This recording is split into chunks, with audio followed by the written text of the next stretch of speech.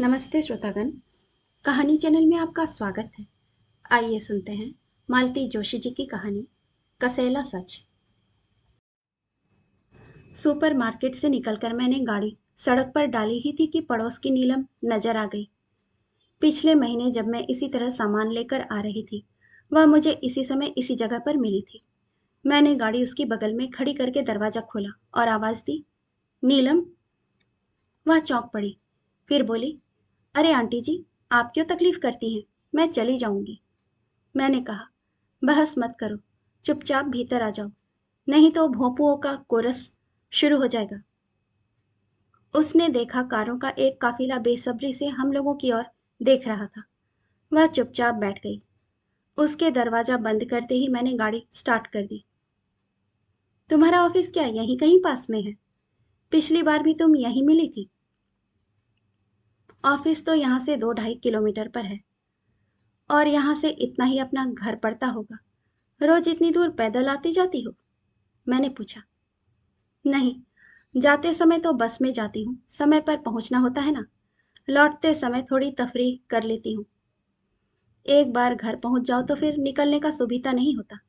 घर से दफ्तर और दफ्तर से घर, बोर हो जाती हूँ। यहाँ खुली हवा में थोड़ा घूम लेती हूँ, रास्ते की चहल पहल देख लेती हूँ, अच्छा लगता है।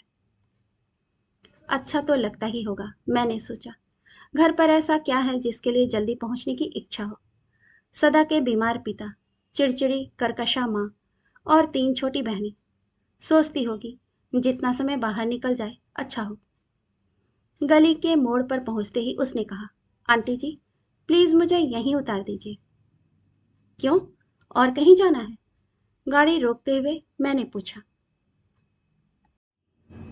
पिछली बार आपके साथ आई थी और उसके 2-4 दिन बाद ही आप शायद मेरे लिए कोई रिश्ता लेकर पहुंच गई थी। तब माँ ने बहुत हंगामा मचाया कि शादी के लिए मैं इतनी बेसब्र हो गई हूँ कि पड़ोसियों से चिरौरी करती फिरती हूँ।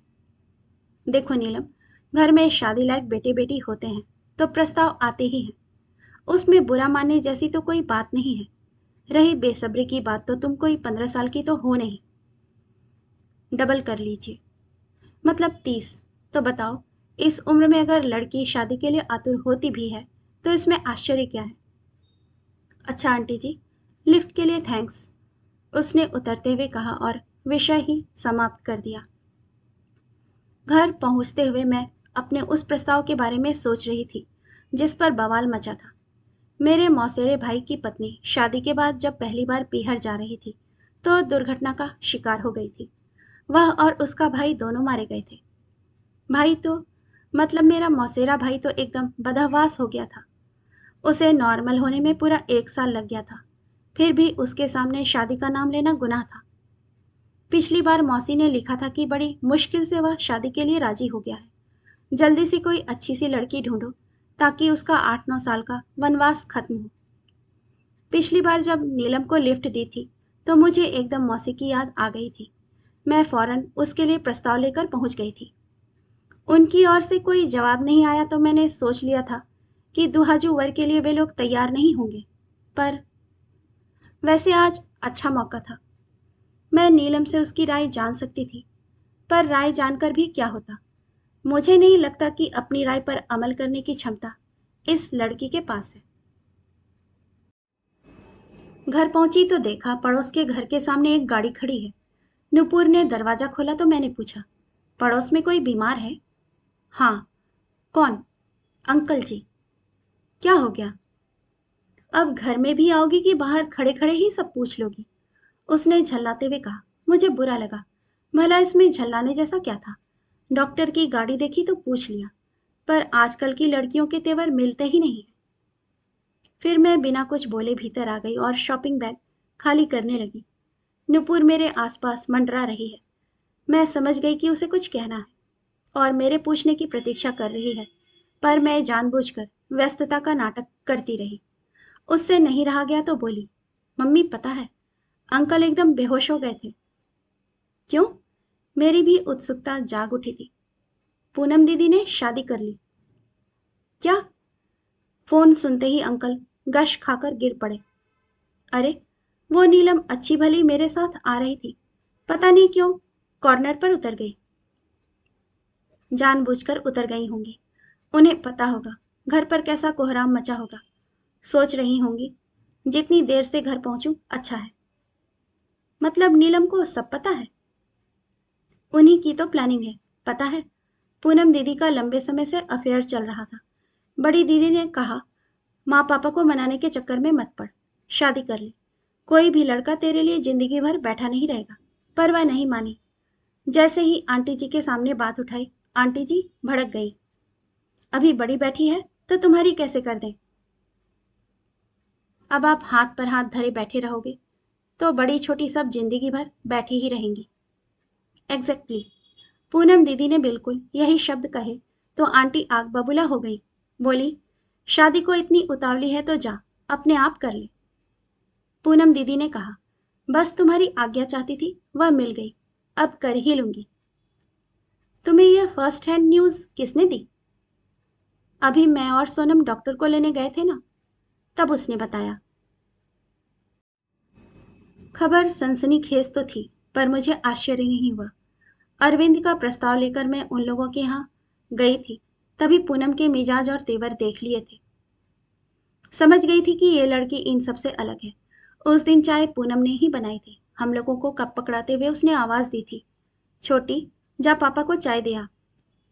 उसके 2 बार पुकारने पर जब छोटी हाजिर नहीं हुई तो माँ ने कहा तुम्हें मालूम है बाहर वालों के सामने छोटी कहने से वह चिढ़ती है, तो क्यों चिढ़ाती हो। फिर पूनम ने बड़े नाटकीय अंदाज में आवाज दी, रेशम रेशम बेटे पापा को चाय दे आओ। उसकी इस अदा पर माँ को ताव आ गया। बोली तुम ही पापा को चाय दे आओगी तो छोटी नहीं हो जाओगी। लाओ मुझे दो। और वे कप लेकर पति के बैठक खाने में चली गई। मैंने कहा तो छोटी का नाम रेशम है, मुझे तो पता ही नहीं था। बड़ा प्यारा सा अनयूजुअल सा नाम है। आंटी जी ये सीरीज चलती रहती तो आपको बहुत सारे अनयूजुअल से नाम सुनने को मिलते। मैं तो सन्न रह गई, यह लड़की है कि तूफान। शाम ये दफ्तर से लौटे तो मैंने कहा मकान मालिक बीमार है, देखने चले। बीमार तो वो सदा से हैं, अच्छे हो गए हों तो देखने चलते हैं। मजाक मत कीजिए, दिस इज समथिंग सीरियस। मैंने जब उन्हें सारा इतिहास बताया तो बोले रहने दो, हमारी गुडविल का वल्लवन साहत का गलत अर्थ भी लिया जा सकता है। वे सोचेंगे कि हम उनके जले पर नमक छिड़कना चाहते हैं। 4-5 दिन पड़ोस में बड़ा सन्नाटा रहा, जैसे कोई गमी हो गई हो। दिन भर चीखता रेडियो, गुनगुनाती लड़कियां, सब चुप थे। सहेलियों का जमघट नदारद था, इसीलिए खिलखिलाटे भी सुनाई नहीं देती थी। आंटी जी की मेहरी से, सब्जी वाले से, झाड़ू वाले से होने वाली चकचक के अभाव में वातावरण एकदम शांत था। उस रात हम दोनों पान खाकर लौट रहे थे, गली से थोड़ी दूर पर ही थे कि इन्होंने मेरा हाथ दबाकर धीरे से कहा वो देखो तुम्हारी चहेती लैंप पोस्ट के नीचे खड़ी है। मैंने देखा, सचमुच गली के मुहाने पर नीलम खड़ी थी। इन्होंने जैसे मुझे ताकीद करते हुए कहा चुपचाप निकल चलो, उसे आवाज मत देना, नहीं तो वो एम्बेरस हो जाएगी। गली की चौड़ाई होती ही कितनी है। फिर भी मैं इनके डर से सिर नीचा करके चली जा रही थी कि उसी ने आवाज दी, आंटी जी। मैं तुरंत उसके पास पहुंच गई और पूछा इतनी रात गए तुम यहाँ क्या कर रही हो। छोटी और सोनू की राह देख रही हूँ। इतनी रात गए, वे लोग कहाँ गए हैं। वह कुछ कहती इसके पहले ही पीछे से आवाज आई, मैं घर जा रहा हूँ। आवाज की तल्खी से ही समझ गई कि घर जाकर अच्छी खासी डांट पड़ने वाली है। पर डांट के डर पर मेरी उत्सुकता भारी पड़ गई है। मैंने पूछा इतनी रात गए दोनों कहाँ गई हैं। पिक्चर देखने। और तुम यहाँ क्या कर रही हो। माता जी की आज्ञा का पालन कर रही हूँ। उनका कहना है कि गली इस समय एकदम सुनसान रहती है। दोनों का इस समय अकेले आना खतरे से खाली नहीं है। वे दोनों हैं, फिर भी अकेली हैं। और तुम जो इस सुनसान में अकेली खड़ी हो, तुम्हें कोई खतरा नहीं। माँ सोचती हैं अब मैं उस उम्र में पहुंच गई हूं जहां कोई भय बाधा नहीं है। Don't tell me, you are just 30 Neelam. और इस देश में तो 6 साल की बच्ची से लेकर 60 साल की बुढ़िया का भी अकेले घूमना निरापद नहीं है।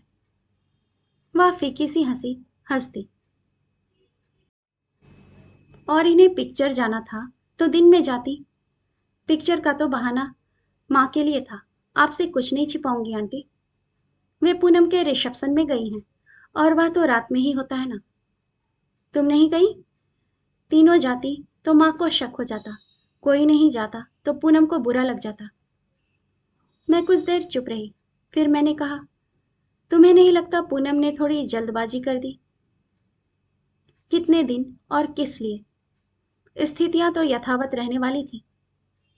वैसे भी वह 26 की तो हो ही गई थी। छोटी भी अब 18 की हो चली है।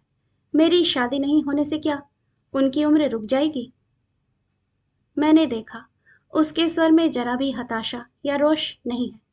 उसी शांत स्वर में उसने कहा, शादी के लिए मैंने ही उस पर जोर डाला था। मैंने छोटी और सोनू से भी कह दिया है, अच्छा वर मिले तो कर लेना। माँ बाप के भरोसे ना रहना, ना मेरा ख्याल करना।